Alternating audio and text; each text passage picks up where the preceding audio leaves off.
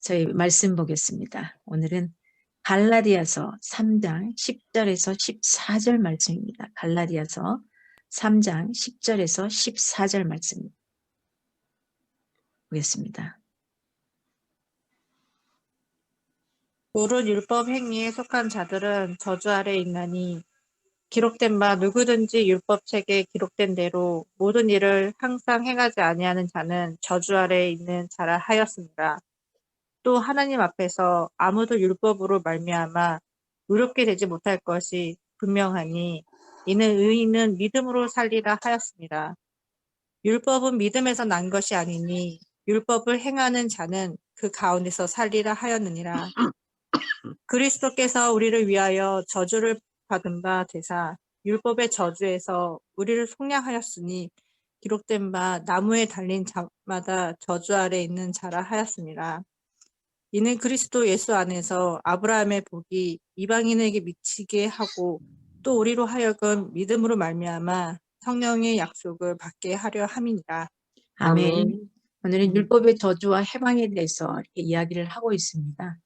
우리가 지금까지 봐온 앞에 갈라디아서 3장 지난주에 봤던 6절에서 9절 이신득의 원리, 그 다음에 정당성과 역사성을 아브라함의 예로 증거했습니다. 그리고 오늘 본문인 10절에서 14절은 율법 행위에 속한 자들은 다 저주 아래에 있지만은 그리스도께서 우리를 위하여 저주를 받으심으로 우리를 율법의 저주에서 속량해 주셨다.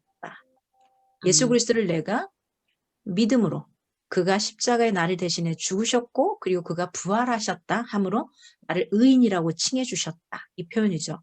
특히 바울은 여기서 율법을 의지할 때 받게 되는 저주, 그다음에 우리를 위해 대속적인 죽음을 당하신 그리스도에 대한 믿음으로 이를 극복하여서 아브라함의 복에 참여하게 되는 축복을 분명하게 대조하고 있습니다.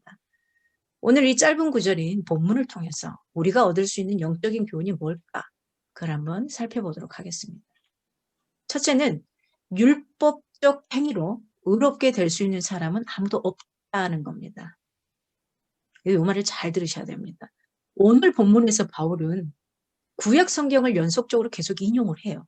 4절에 걸쳐서 구약 성경을 계속 인용을 해서 이야기를 합니다. 율법 행위에 속한 자들이 모두 저주 아래 있다는 것과 대조적으로 그리스도께서 율법의 저주를 우리 대신 받으셨고 받으심으로 인해 율법의 저주에서 우리를 속량했다.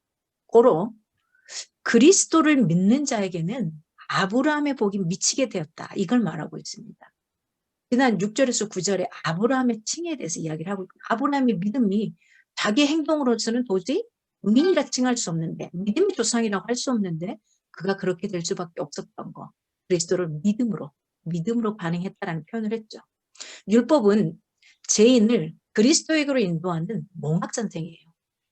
믿음으로 말미암아 의롭다함을 얻게 하려는 목적으로 하나님이 주신 게 율법입니다. 그런데 율법 행위에 속한 자들은 이러한 원래 목적을 왜곡하게 됐어요. 그래서 그들은 그리스도를 믿는 믿음이 아닌 율법의 행위를 오히려 구원의 방편으로 삼았던 겁니다. 그래서 오늘 10절에 율법의 행위에 속한 자들은 저주 아래에 있나니라고 말합니다. 사도 바울이 다시 11절에 하나님 앞에서 아무나 율법으로 말미암아 의롭게 되지 못할 것이 분명하니 라고 말을 합니다. 즉 하나님 앞에서 아무도 율법으로 말미암아 의롭게 될 수 없기 때문에 율법의 행위에 속한 모든 자는 저주 아래 있다는 겁니다. 근데 이 말을 잘 이렇게 들으셔야 돼요. 사실 고지것대로 하자면 사람이 율법으로 말미암아 의롭게 되지 못하는 것이 아니라는 거예요. 율법을 완벽하게 지킬 수만 있다면 그 사람은 분명히 하나님 앞에서 의롭다 인정함을 받을 수 있습니다. 근데 왜 이런 말을 했냐? 문제는 완벽하게 율법을 지킬 수 있는 사람이 아무도 없다는 데 있습니다. 다시 말해서 율법이 사람을 의롭게 할 수 없는 것이 아니라 의롭게 할 수 있어요. 다 지켜가면. 다만 사람이 율법을 통해서는 의롭게 될 수가 없다는 말입니다. 원래 율법 조항의 구약에 613개가 있어요. 근데 이 율법 중에서 612개를 다 지켰어. 근데 한 계명을 못 지켰어요. 그러면 어떻게 된다고 그래요, 성경에? 저주와 형벌을 받는다는 겁니다. 그럼 여러분 비껴갈 거 있을까요? 내 생각으로라도 간음한 자, 내 생각으로 형제를 미워하면 살인한 자, 내 입술로 라가라고 하는 자, 형제에게 욕하는 자는 살인한 자 같다고 표현을 해요. 여러분 이런 거에서 벗어날 수 있을까요? 그래서 율법으로는 사람을 의롭게 할 수 없다고 표현한 겁니다. 야고보서 2장 10절 11절에 이렇게 말해요. 누구든지 온 율법을 지키다가 그 하나에 거치면 모두 법원자가 되나니 하나만 잘못하면 그냥 그 사람은 형벌에 처하게 되는 거예요. 저주에 처하게 되는 겁니다. 이가 또한 살인하지 말라 하셨은즉 내가 비록 간음하지 아니하여도 살인하면 율법을 범한 자가 되느니라. 이래서 율법적 행위로는 의롭게 될 수 있는 사람이 아무도 없다라고 표현한 겁니다. 요 이해되셨죠? 이걸 잘 이해하셔야 돼요. 두 번째로는 오늘 본문에서 이렇게 말합니다. 자신에게 죄가 없다고 하는 자가 가장 큰 죄인이다. 여러분 어떠세요? 여러분이 저의 삶을 보지 않았다 할지라도 저는 굉장히 죄인입니다. 매일매일 죄를 짓고 삽니다. 내 머릿속으로 내 생각 속으로 나도 모르게 빠지는 여러 가지 현상 속에서 화가 날 때도 있고 나도 모르게 ቁ충거릴 때도 있고 그렇습니다. 11절에 하나님 앞에서 아무나 율법으로 말미암아 의롭게 되지 못할 것이 분명하니 라고 사도 바울은 말합니다. 모든 인간은 하나님이 세우신 최소한의 의의 기준에 의해서도 사실은 의인이라고 인정받기가 어렵습니다. 그렇잖아요. 여러분 서로 보이는 이 화면 속에 보이는 여러 사람 아니면 내 옆에 있는 이 사람들 한번 봐보십시오. 의인이라고 칭하기엔 좀 어려운 부분이 많이 있습니다. 근데 그게 너는 그렇고 나는 아니다가 아니라 동일하다는 거예요. 인간 본성 자체가 완전히 타락하여서 스스로는 의를 행할 수 있는 가능성이 전혀 없다는 겁니다. 인류 최초의 범죄자 누구죠? 아담과 하와가 있죠. 아담. 아담과 하와. 범죄한 후에 창세기 3장 12절에 하나님이 물었을 때 뭐라고 말하냐면요. 저 여자. 아담이 하나님이 주셔서 나와 함께 하신 여자 그가 그 나무 실과를 내게 줌으로 내가 먹었나이다. 이 자신이 범한 죄에 대한 책임을 누구한테? 하나님과 자신의 아내 하와에게 돌려버립니다. 역시 하와 또한 마찬가지입니다. 창세기 3장 13절에 뱀이 나를 꿰물어 내가 먹었나이다. 책임을 뱀에게 돌립니다. 이게 무슨 말입니까? 자기들은 잘못이 없는데 나는 잘못이 없는데 제가 그래서 그랬어요. 뱀이 잘못해서 그렇게 했어요. 내 아내가 그렇게 해줘서 그렇게 했어요. 왜 하나님이 그걸 만들어놨어요? 죄를 범하게 되었다라고 이야기하는 겁니다. 모두가 다 책임 전가를 했습니다. 그럼 봅시다. 책임 전가를 했어요. 했다 할지라도 죄는 사라지거나 감추어지지 않는다는 겁니다.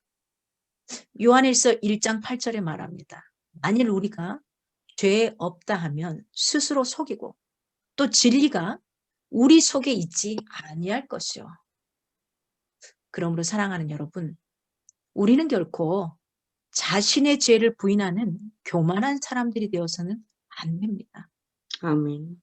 자신의 눈에 든 들보는 보지 못하면서 다른 사람의 눈에 든 그 티끌, 나는 들보를 갖고 있는데 다른 사람 눈에 있는 다른 사람 삶에 있는 그 티끌을 빼려고 굉장히 미련한 자가 되어서는 안 된다는 겁니다. 오직 겸손함으로 자신의 죄를 인정하고 철저하게 하나님의 은혜만을 의지하여서 살아가는 자들이 되어야 합니다. 아멘. 오늘 본문의 세 번째는 우리는 하나님과의 바른 관계 형성을 통해 구원받는다는 겁니다. 구원에 대해서 더 이상 흔들지 마시기 바랍니다. 인간은 결코 율법으로 의롭다 하심을 얻어 구원에 이를 수 없다는 거예요. 말했죠. 왜요? 그 율법 조항을 하나라도 어기게 되면 저주와 형벌을 받는다고 되기 때문에. 다 잘했는데 눈으로 보는 걸 범죄하면 눈을 뽑아버렸으니까. 어떻게 합니까? 율법뿐만 아니라 그 외에 어떤 인간적인 수단과 방법을 동원한다고 해도 그러한 수단과 방법으로는 결코 구원에 이르지 못한다는 겁니다. 인간이 구원에 이를 수 있는 유일한 길, 그 길이 누구죠? 예수 그리스도. 예, 요한복음 14장 6절에 나온 내가 곧 길이다. 내가 곧 진리다. 내가 곧 생명이다 말씀하지. 오직 예수 그리스도를 믿고 하나님의 자녀가 되는 길뿐이라는 겁니다. 아멘. 즉 인간은 행위에 의해서가 아니라 오직 하나님과의 바른 관계, 믿음을 통해서 이 형성하는 걸 통해서만 의롭다 하심을 얻고 구원에 이른다는 겁니다. 혹시 여러분 중에서 구원받으려고 교회 나오거나 구원받으려고 헌금하거나 구원받으려고 봉사하는 자는 없는지요? 이런 자들에게 주어지는 것이 구원이 아니라 오직 하나님을 진심으로 믿고 사랑해서 교회에 나오지 않을 수밖에 없어서 교회에 나오는 것. 헌금뿐만 아니라 자신의 모든 걸 드리지 않을 수 없어서 드리는 것. 그게 바로 구원받은 하나님의 백성이라는 겁니다. 아멘. 구원받은 하늘나라의 시민권을 저와 여러분은 가졌습니다. 아멘. 그 나라의 시민권을 가졌다는 건 어떤 거죠? 그 나라에서 행해야 될 내가 권리와 의무를 행해야만 합니다. 그렇잖아요. 우리가 대한민국이라는 시민권을 가졌기 때문에 대한민국에 살면서 돈을 벌며 그걸 내가 다취하는 게 아니라 이 나라에 또 세금을 내기도 합니다. 그리고서 나라에서 원하는 여러 가지들을 해나갑니다. 그 권리만 행사할 수는 없어요. 의무도 해야지만 권리를 받을 수가 있습니다. 제가 한동안 거의 해외를 돌아다니다 보니까 여기에서 뭐 건강보험료라든지 이걸 내지 않고 있었단 말이에요. 그래서 자가격리가 끝나고 국민들에게 주는 그 뭐죠 돈 그걸 주려고 할 때 저는 처음에 받지 못했습니다. 자격이 안 됐던 거예요. 왜냐하면 이 대한민국의 국민으로서 내가 내야 될 세금이라든지 여러 가지 것들을 냈지 않았기 때문에 그게 되지 않았기 때문에 권리를 행사하지 않았기 때문에 내가 받아야 될 그 의무를 행사하지 않았기 때문에 받을 수 있는 그 권리가 나에게는 해당되지 않았습니다. 여러분 하늘나라의 시민권을 받은 저와 여러분이 그 권리와 의무를 행해야만 하는 겁니다. 그냥 무턱대고 생긴 대로 그냥 내 편할 대로 가는 것이 아니라 하나님 앞에 주세요만 이거 권리만 주장할 게 아니라 내가 돼야 될 그 의무 그걸 행할 수 있기를 바랍니다. 교회에서 봉사하는 모든 것이 하나님께 대한 믿음과 사랑에 대한 고백으로 하는 것들이 되어야만 합니다. 우리가 요한복음 1장 12절에 말합니다. 영접하는 자 꼭 그 이름을 맺는 자들에게는 하나님의 자녀가 되는 뭘요? 권세를 주셨으니라고 표현합니다. 권세. 엄청난 파워입니다. 세력을 말합니다. 권력을 말합니다. 주셨어요 이미. 저와 여러분 예수 그리스도를 영접함으로 내가 당신을 내 인생의 주인으로 모십니다 할 때 주셨어요. 그걸 믿음으로 취하시고 마음껏 활용할 수 있기 원합니다. 시민권으로서 시민자로서 하늘나라의 그 권리와 의무를 행할 수 있기를 원합니다. 오늘 본문을 통해서 우리에게 주는 영적인 교훈 마지막은 자기를 희생할 수 없다면 그것은 사랑이 아니다라는 겁니다. 13절에 그리스도께서 우리를 위하여 저주를 받은 바 되사 율법의 저주에서 우리를 속량하셨으니 라고 표현합니다. 즉 예수님이 십자가에 못 박히는 저주를 받으신 이유가 뭐냐 이거죠. 그 이유가 뭐라고요? 우리를 율법의 저주에서 속량하시기 위함이라는 것. 613개를 지켜가기 위해 바둥바둥 뛰면서 하나라도 잘못되면 거기에서 다시 무효가 되어버리는 그 속에 살아가는 것이 아니라 그가 십자가의 저주를 받음으로 인해서 단 한 번의 제사로 이 모든 것을 끊어주셨다는 겁니다. 그렇다면 왜 예수님이 이런 엄청난 저주의 율법의 저주 아래서 속량하려고 하셨을까 우리를?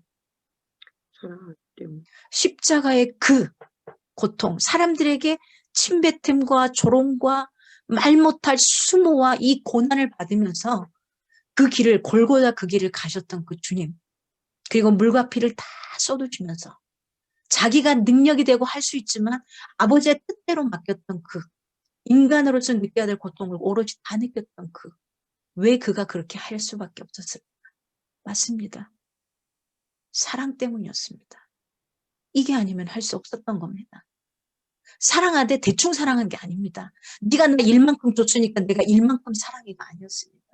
네가 나한테 100만큼 줬으니까 내가 100만큼 사랑이가 아니었습니다. 무조건적인 사랑이었습니다.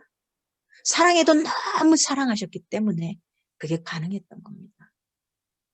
로마서 5장 8절에 말합니다. 우리가 아직 죄인 되었을 때에 그리스도께서 우리를 위하여 죽으심으로 하나님께서 우리에게 대한 자기의 사랑을 확증하셨느니라. 자기의 사랑을 확증하셨느니라. 사랑하는 자는 자신이 사랑하는 사람을 위해서 희생해야 하는 순간에 망설일까요? 망설이지 않을까요? 망설이지 않습니다. 내가 다칠까 봐? 아니요. 그걸 생각하지 않아요. 그냥 뛰어들어요. 그 상대방에게. 어때요? 지금 옆에 있는 사람 그렇게 뛰어줄 것 같습니까? 봐보세요.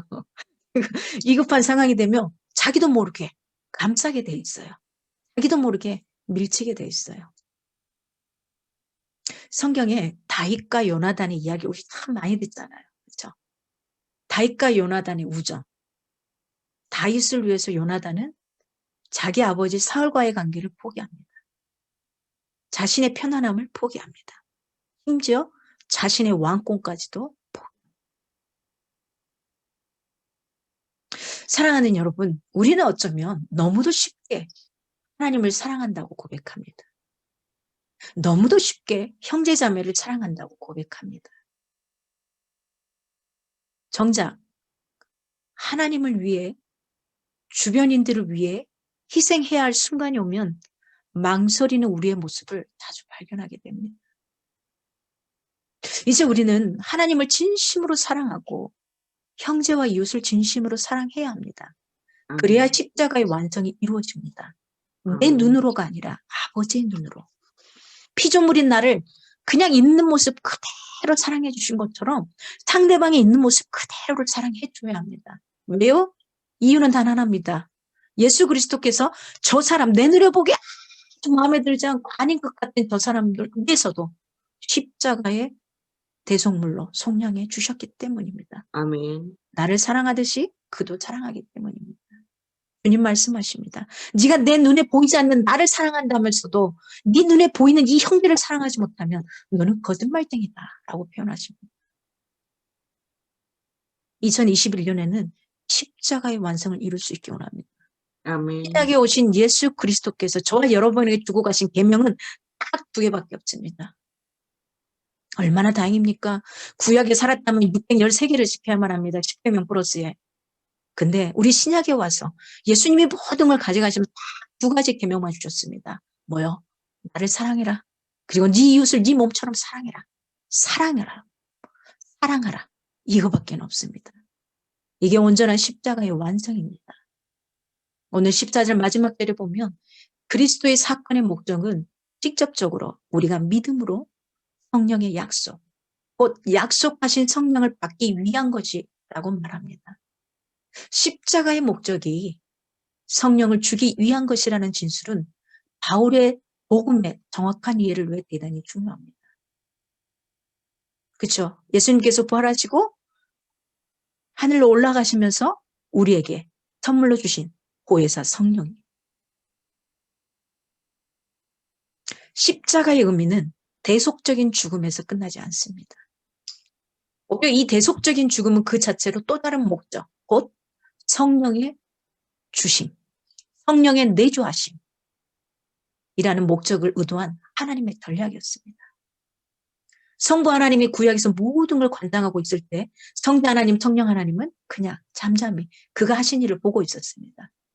그리고 예수 그리스도를 이 땅에 보내시면서 성부 하나님은 뒤로 물러나셨습니다. 그리고 성자 하나님이 일하게 하셨습니다.